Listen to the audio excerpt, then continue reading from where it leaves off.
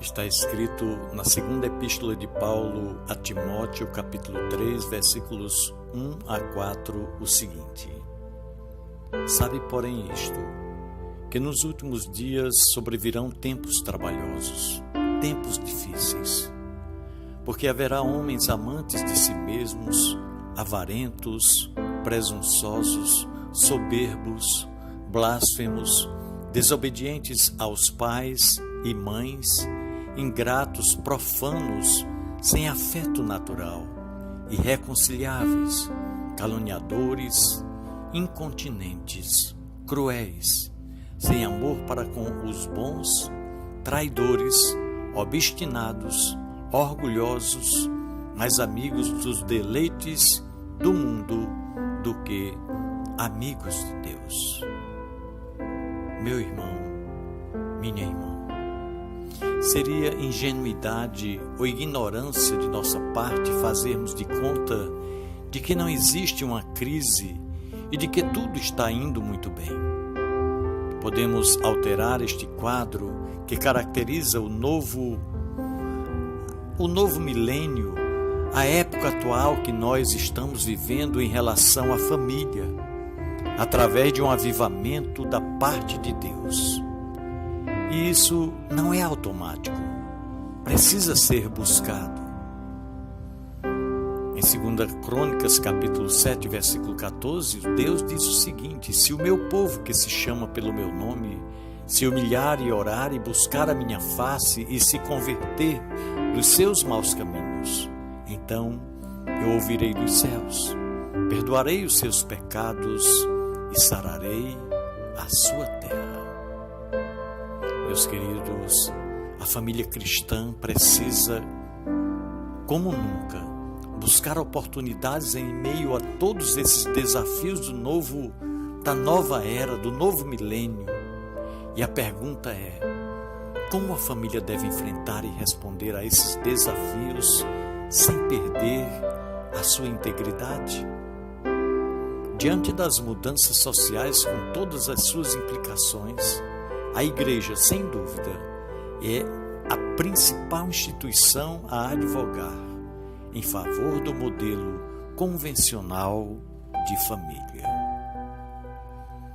O apóstolo Paulo nos diz em Romanos capítulo 12, versículo 2, que não podemos nos conformar com o modelo oferecido pelo Deus deste século.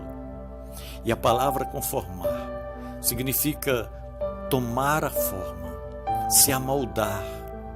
O que o apóstolo Paulo disse a Timóteo serve para todos aqueles que acreditam na família como projeto de Deus.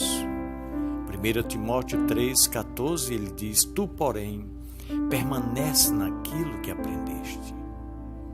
Preservar os princípios de Deus, estabelecidos em sua palavra para a família, é edificar a casa sobre a rocha, conforme nos ensina Jesus em Mateus 7,24. Pode haver as mudanças que houver. Jesus garantiu: este projeto é a prova de tempestades, ou seja, não cai. Devemos celebrar as famílias e os casamentos que alcançaram sucesso no Senhor Jesus, como resposta aos modelos distorcidos de família.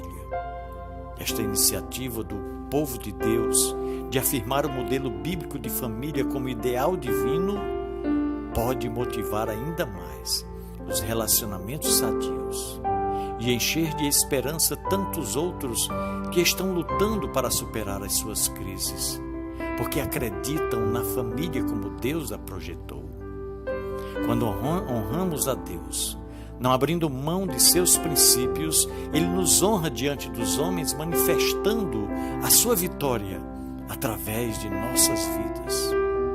Com todo o respeito que temos pelos que foram vítimas de uma separação conjugal, precisamos proclamar sempre que Deus continua abominando o divórcio, conforme Malaquias capítulo 2. A família precisa derrubar dentro das suas casas todos os altares que não pertencem ao Senhor. Esta foi a orientação de Deus para Gideão, a fim de que o avivamento acontecesse. E diz a palavra do Senhor que aconteceu naquela mesma noite, que o Senhor lhe disse: toma o boi que pertence a teu pai, a saber, o segundo boi de 7 anos, e derruba o altar de Baal, que é de teu pai, e corta o bosque que está ao pé dele, e edifica ao Senhor seu Deus um altar no cume deste lugar forte, num lugar conveniente.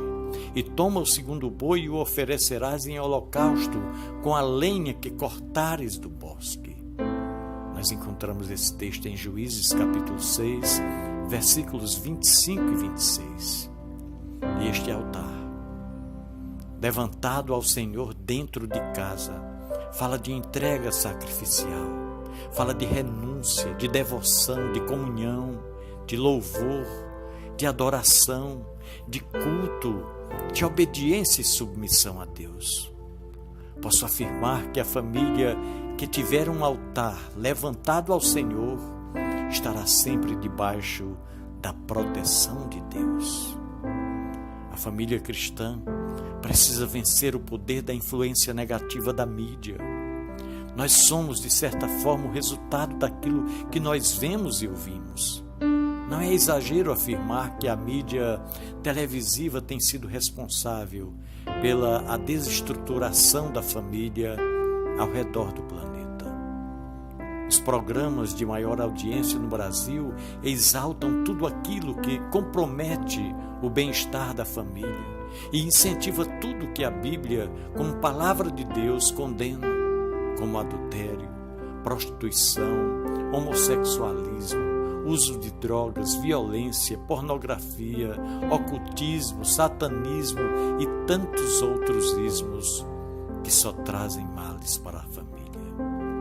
Jesus disse que o ladrão, ele vem para roubar, para matar e destruir.